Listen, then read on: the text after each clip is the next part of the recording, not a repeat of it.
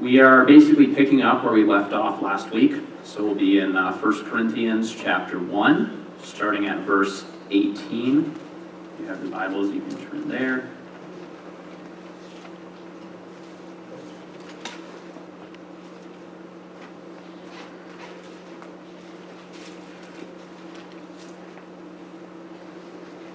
Verse 18.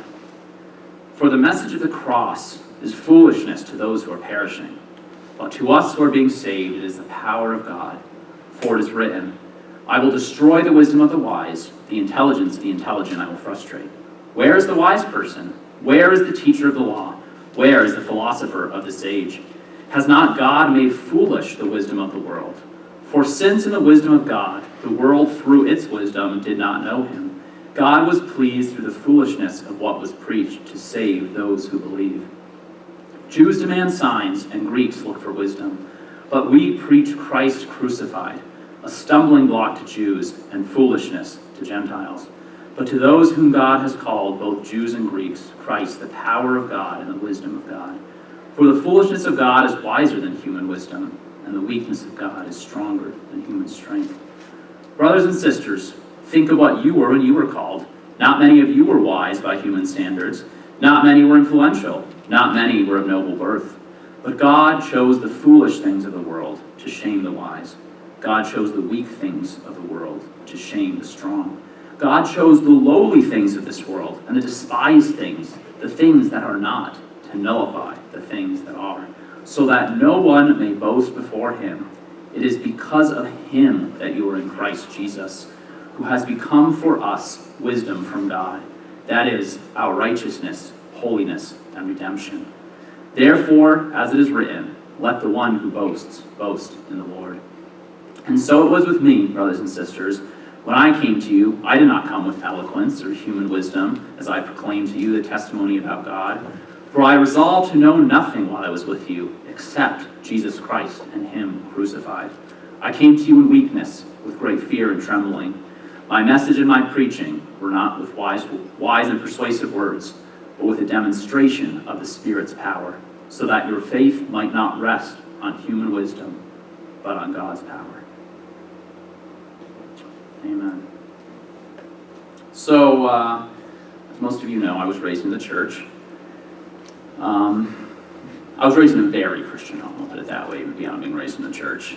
And my parents have told me that from the age of about 3, me and my siblings would play church. Right? And I was, the church we were at the time was actually a fairly, a Pentecostal church almost on the fringes of the movement. And so I would allegedly stand up and I would say things like, and God said, obey your parents. And things like that. And my sisters would sit around, they'd say, amen, preach it, brother. And then periodically we would say, gibbity-gee, gibbity-gaw, gibbity-gee, gibbity-gaw, because we were speaking in tongues. And this was kind of how we played.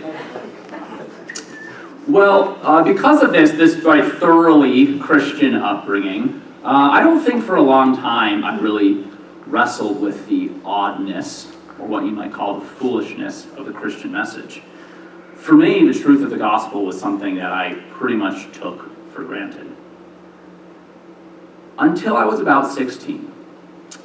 And when I was 16, I actually met God. And the gospel actually transformed my life. And then all of a sudden, the foolishness of the gospel became a little more apparent. Now this might sound odd, but you see, around this time, 2 of my best friends were really bright, atheist, agnostic guys. Both of them went to full academic scholarships to Princeton University. One of them was doing 3rd level calculus when he was like 14. I mean, these guys were just, the best and brightest, so to speak. And all of a sudden, when the gospel transformed my life to the point that I wanted to talk about it with my friends, it became apparent that this message was very odd, was very foolish to most of them. They didn't even quite understand it. You see, study of things like cosmology in the modern age were teaching us everything we needed to know about the world, and what we didn't know, we could be confident that eventually we would determine through the advanced sciences. And here I was going back to a book that had been written, between 2,000 and 3,000 years ago by a bunch of ancient guys who knew very little about the world. And the message was a message about some unknown name in Palestine who was crucified, presumably as an insurrectionist. This is insane. I remember during this time I kind of fell in love with this song that had just come out by Mercy Me. And some of the lyrics go like this: why would I spend my life longing for the day that it would end? Why would I spend my time pointing to another man? Isn't that crazy? How can I find hope in dying with promises unseen? How can I learn your way is better than everything I'm taught to be? Isn't that crazy? I didn't even particularly like Mercy Me's style, but I remember just being struck by this song because of how deeply it resonated with what I was feeling. There was something crazy about what I was saying to my friends, and yet it had so radically transformed my life that I couldn't deny its power. The song recognizes that the gospel ultimately goes against the grain of everything that we're accustomed to believing this life is all about. Right from a young age, we learn that this life is about these things, right? Whether it's success, whether it's education, whether it's even perhaps doing good to fellow man.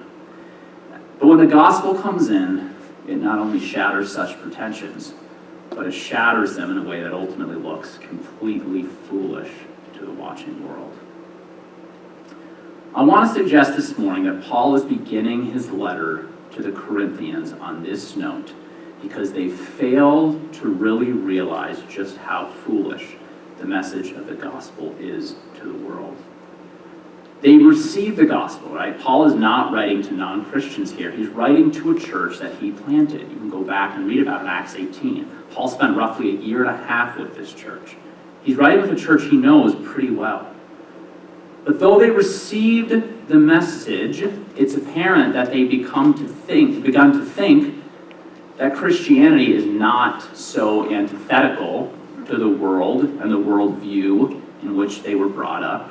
After all, the gospel, the Corinthians seem to believe, can actually be integrated quite easily into the Corinthian culture. As we'll see in later weeks as we continue to go through this book, the Corinthians have begun to return to a pattern of life that basically looks no different than the world around them, than their non-Christian neighbors.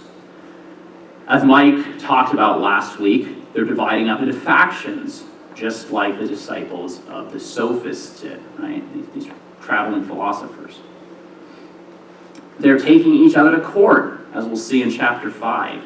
They're going to prostitutes and embracing the same sexual mores as the society around them. They're touting their so-called rights and freedom, even at the expense of their Christian brothers and sisters. They're separating along economic and social lines so that the rich and powerful are receiving greater honor in the Christian assembly.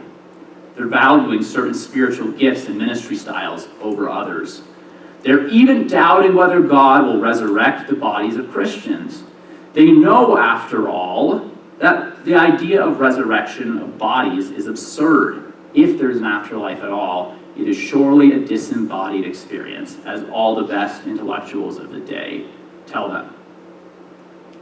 All of these issues and more come up in these books, and we're going to look at all of them in the coming weeks and months. But somehow, a correction to all of these can be found in the message of the cross, in truly understanding the message of the cross. This message, in other words, is not just the way we enter into Christian life. Rather, it is what frames everything about our lives. Everything. I think Paul is answering a couple of questions in the passage we get into today. On the one hand, at kind of the most shallow level, in verse 17, the verse before the passage we're looking at today, he says, "For Christ did not send me to baptize, but to preach the gospel, not with human wisdom, lest the cross of Christ be emptied of its power." And then he says for, or because the message of the cross is foolishness. So at the most shallow level, what he's doing, right, is he's responding to the question, well, why didn't I come preaching with human wisdom and rhetoric, right? And a lot of focus on in this passage is this idea of rhetoric.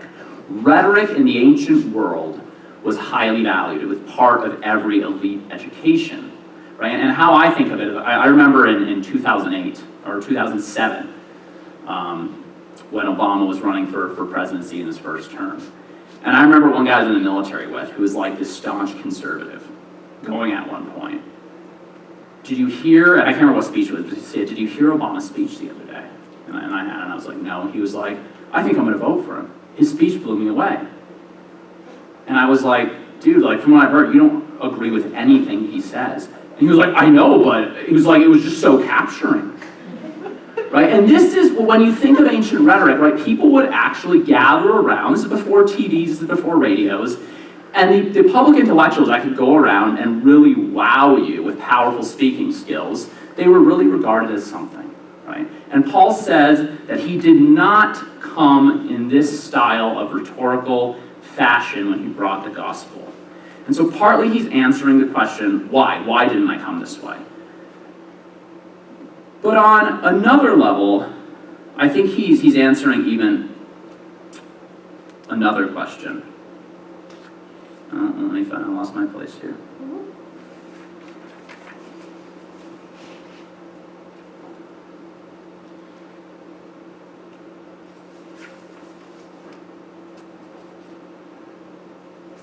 Oh, sorry, I lost my place a lot.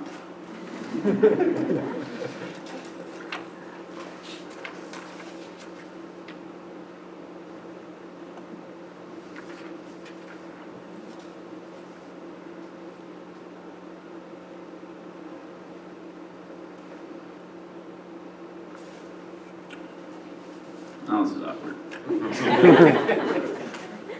I mean, I could just go off of where I know I was going.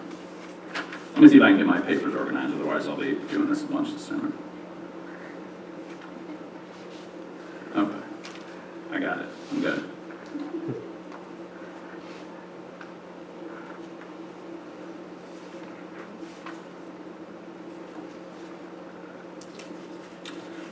You know what? I think I'm missing a page, actually. Okay. All right. Sorry. It's one of my most awkward moments in preaching, especially because half it's online. So they're like, wow, this is really weird. All right. So I think the second question he's answering is this. I think he's basically saying, he's asking, how can you guys and gals think that you are wise by worldly standards and be using these standards to divide into groups among yourselves, right? After all, this is the idea that Paul is coming out of. He just talked about how they're dividing up into, I follow Paul, and I follow Apollos, and I follow Peter. And he's saying, how can you do this? And he's basically answering this question with these, or challenging them with these rhetorical questions. Don't you know that the only real dividing line is between those who are perishing and those who are being saved? And don't you know that salvation came to you through a foolish message of a foolish people, preached foolishly? I'm going to read that again. Don't you know that salvation came to you through a foolish message of a foolish people, preached foolishly? In other words, for the Corinthians to be dividing up after a standard of the world that prizes wisdom and rhetoric is totally antithetical to the gospel. You can't do it because the gospel is utterly foolish to the watching world. I want to break this down. A foolish message, Paul says. The gospel is a foolish message. Verse 18. For the message of the cross is foolishness to those who are perishing, but to us who are being saved it is the power of God. For it is written, I will destroy the wisdom of the wise, the intelligence of the intelligent I will frustrate. Where is the wise person? Where is the teacher of the law? Where is the philosopher of this age? Has not God made foolish the wisdom of the world? For since in the wisdom of God the world through its wisdom did not know him, God was pleased through the foolishness of what was preached to save those who believe. Jews demand signs and Greeks look for wisdom, but we preach Christ crucified, a stumbling block to Jews and foolishness to Gentiles. But to those whom God has called, both Jews and Greeks, Christ, the power of God and the wisdom of God. For the foolishness of God is wiser than human wisdom, and the weakness of God is stronger than human strength. Notice how Paul begins his response. The message of the cross is foolishness to those who are perishing, but to us who are being saved, it is the power of God. The Corinthians are dividing up into groups, presumably like the sophists did, right? They're each following their favorite philosopher, so to speak. And Paul probably doesn't actually fare too well in this regard. In 2 Corinthians 10:10, we find out that some of the Corinthians are saying that Paul's letters are weighty, but he stinks at speaking. And so if this is their perspective of him, it's reasonable to think that this is already influencing them in this letter. Right? I mean, Paul, yeah, your letters are impressive, but when Apollos shows up, he really wows us. He's the speaker, and frankly, you're unimpressive, Paul. Paul begins this section with a strong rebuke of such divisions, of these divisions based upon personality cults. The only division that matters for Paul is the one that comes between those who are perishing and those who are being saved. That's the division that he points to in this first verse. Those who are perishing and those who are being saved. And implied in this is the idea that those who are being saved have no business imitating the world's value systems. The message of the cross is completely foolish to the world. Why are you Corinthians imitating those who regard the gospel as utter foolishness? In verse 19, Paul quotes from Isaiah 29:14. I will destroy the wisdom of the wise, and the intelligence of the intelligent I will frustrate. Now, often when Paul quotes a verse, I think what we miss is that he has a context in mind. Paul's letters are short, right? He doesn't want to dig into every passage he quotes. But we can, I think, kind of fill it out by going back. And if we go back, we find that the verse earlier than the one he quotes, verse 13 says, these people come near to me with their mouth and honor me with their lips, but their hearts are far from me. Their worship of me is based merely on human rules they have been taught. The wise and the intelligent in these verses are those who built up systems that they can force God into. They've created these idolatrous little boxes that God fits into, so that within these boxes, it seems like they're honoring God. They honor me with their lips, but their hearts are far from me. God will not honor such idolatrous systems. Rather, he will frustrate their so-called wisdom and intelligence. And Paul here says what Isaiah prophesied is taking place in your midst. In the message of the cross, God completely shatters every human pretension, every human system that we imagine. The cross is a symbol of shame and death. It is the ultimate symbol of defeat in the Roman world. We're so used to the Christian image of the cross that we forget that this isn't a romantic symbol, right? This is something, as has been famously said, something like the lynching tree of the 20th century. It's not a symbol that people are comfortable with. Roman citizens in the first century aren't crucified because the government wouldn't expose their own citizens to such a horrific and humiliating death.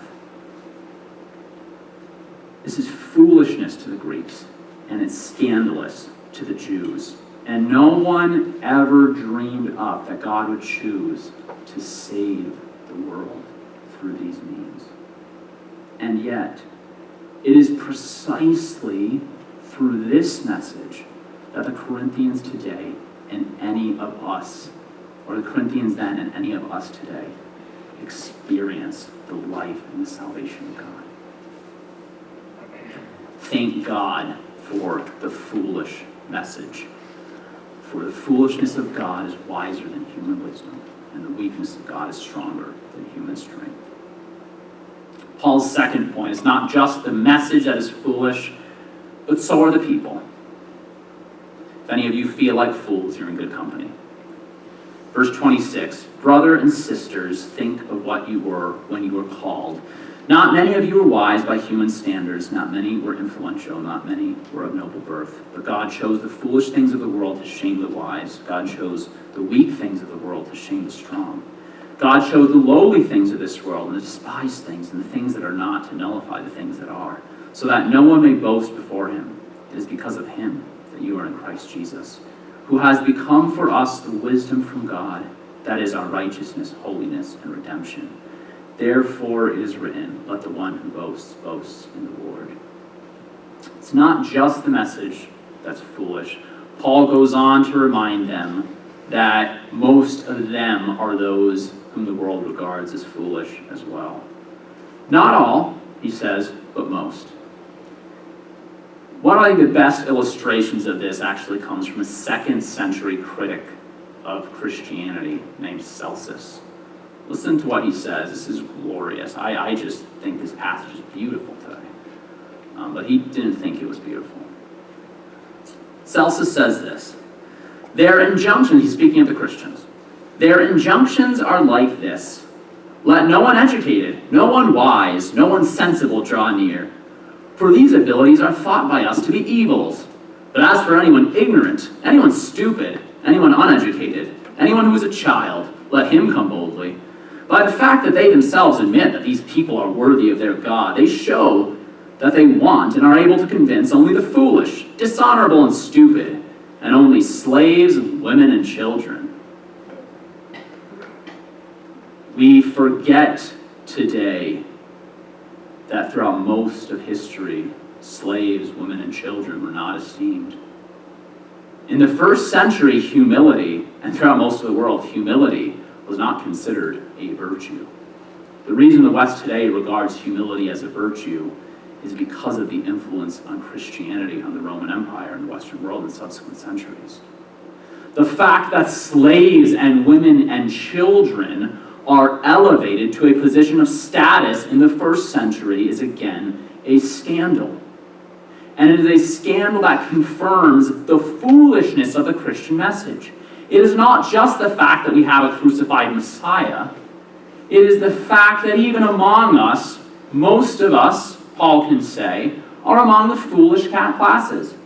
Who wants slaves, women, and children? The people who can't even legally, aren't even considered reliable witnesses in court. Right? Women. We're not, even a woman citizen was not considered a reliable witness in court in the 1st century. And God chooses women as the first to proclaim the resurrection. And women and slaves and children make up a large proportion of the congregation in the 1st century.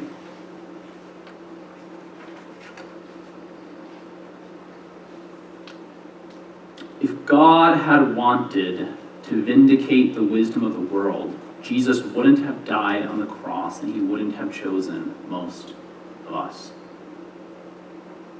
Because God has not chosen to bring salvation through any of the means that even the best and brightest conceived of.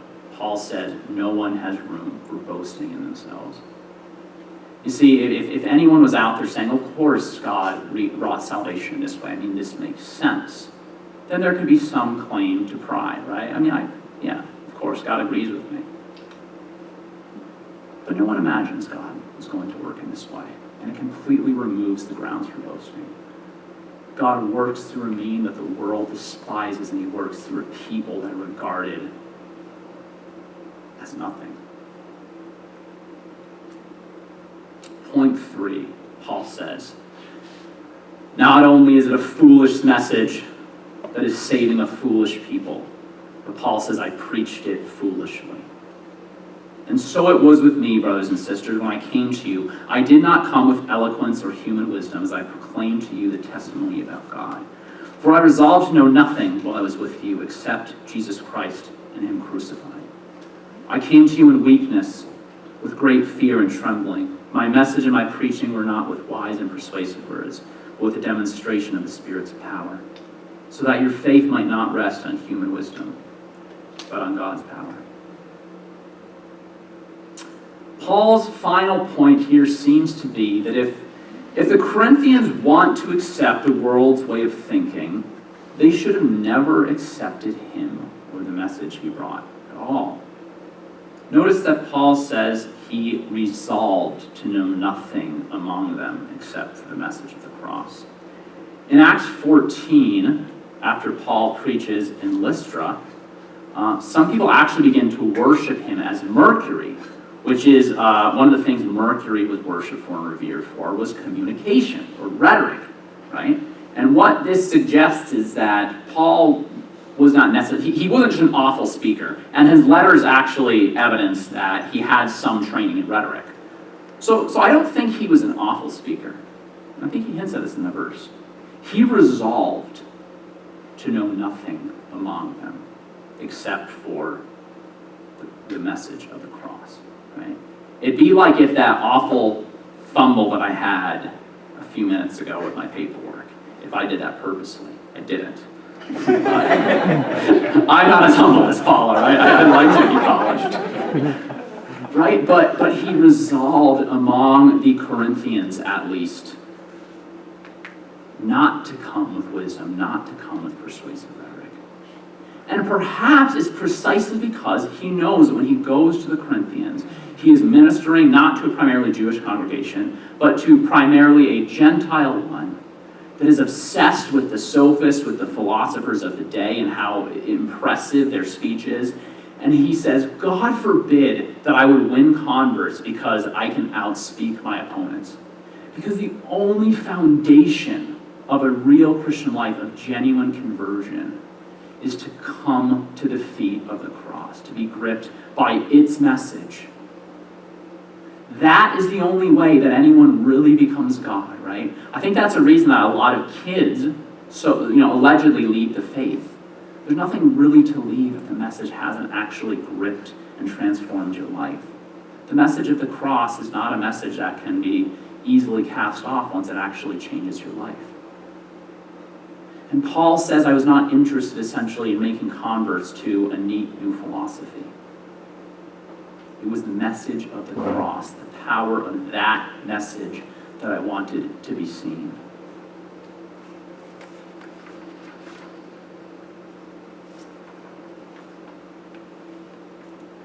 Paul is saying you did not believe because of rhetoric, because of some display of mine. You believe because of the power of the cross to save. And now, Corinthians, you want to go back to the dead ways of viewing the world? You want to divide up based on the personality you like, based on the speaker you like? You really want to go back into thinking that the world is divided up into haves and have-nots, into the wise and the foolish. That's certainly not how you began Corinthians. To summarize again these 3 points, I think Paul is saying, don't you know that the only real dividing line is between those who are perishing and those who are being saved? And don't you know that salvation came to you through a foolish message of a foolish people, preached foolishly? There's simply no room for dividing the way the world does. One of the things that I love about this letter to the Corinthians is I feel like it addresses so many of the same issues we face today, almost to the point that you don't even need to cross the historical gap. I mean, as we'll see, there are differences, right? When we get to chapter 11 about head coverings, it becomes apparent that what's going on here. So there are differences, but a lot of the message, I feel like, just kind of jumps out of the pages at you, because the same kind of things we're wrestling with. Some of you have probably heard the story, if you've been in the church for a while, about how I began to slowly drift from the faith during my college years. I started in Bible college wanting to serve God, but somewhere along the way, I began to believe that the only way to seriously interact with modern biblical scholarship, which is largely unbelieving, which is largely skeptical, was to think the way they did, was to enter into the whole paradigm of non-Christian biblical scholarship. There was no room for supposing in this paradigm that the Bible is God's words to us today. I had to approach it simply and only as an historical document. There's nothing wrong with approaching the Bible historically, but if someone stops there, I don't think they're ever going to get to the transforming message of the cross. And I was beginning to stop there. So for me, what started out as a desire to understand the Bible more fully quickly devolved into a desire for respectability according to certain standards. Very quickly, I began to even notice in myself how hesitant I was to confess certain beliefs or assumptions I had if I knew they would be regarded as foolish. The world does not regard the message of the cross as wisdom. It is foolishness. And after living in this world for long enough, I began to also think of the message of the cross as foolishness, because it was the waters I was swimming in. I was a fool to think, I was a true fool to think that I could swim right in these waters and not have it saturate me, and that's what began to happen. And God, by his grace, again convinced me of the power of the cross. And when he did, I found that I slowly began to believe again the message that I had begun to regard as foolish. And what this taught me is that, at least in part, you don't think rightly, right? You don't believe the right things so you can know God. Rather, when God convinces you of the gospel and you orient your life around the message of the cross, you begin to think rightly. It was weird going, I kind of define it as like going to hell and back. Because 5 years ago, I believed things about what I believe now that I thought I could never believe again. And it's weird to watch how I've changed. And it wasn't actually through convincing argumentation. It was through something else that I can't even quite put my fingers on. Through a gentle persuasiveness that I believe to be God's Spirit that began to change my mind. Totally reorient the way I thought. And it made me realize how so much of my thinking had simply been based in dead paradigms of thought because I wanted to be respectable. I wanted to be regarded as wise. And this was ultimately destructive.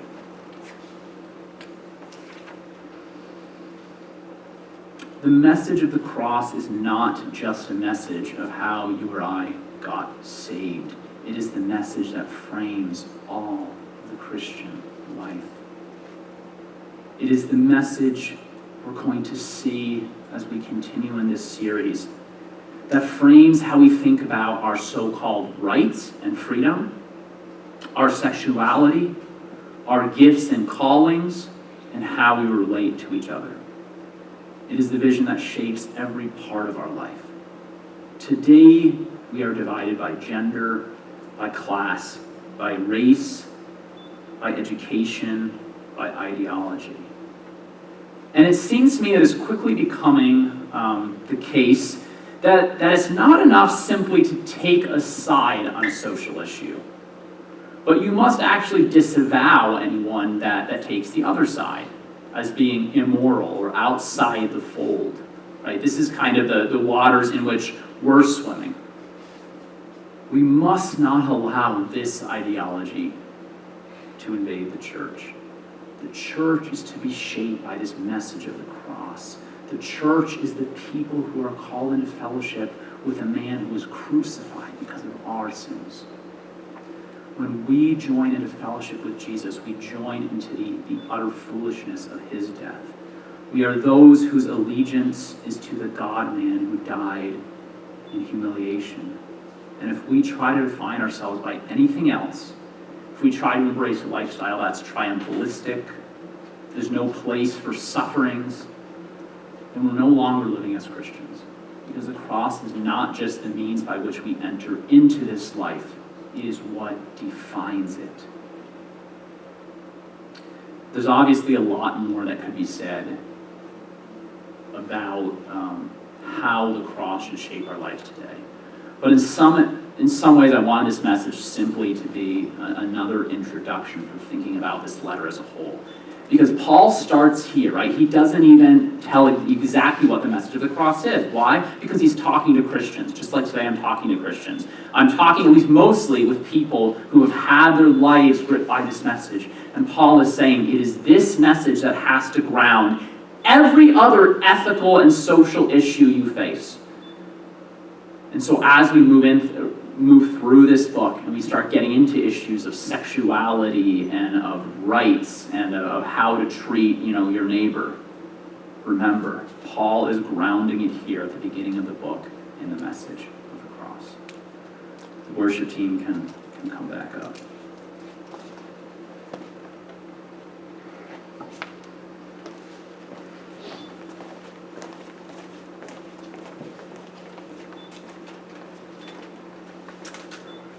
Let's pray.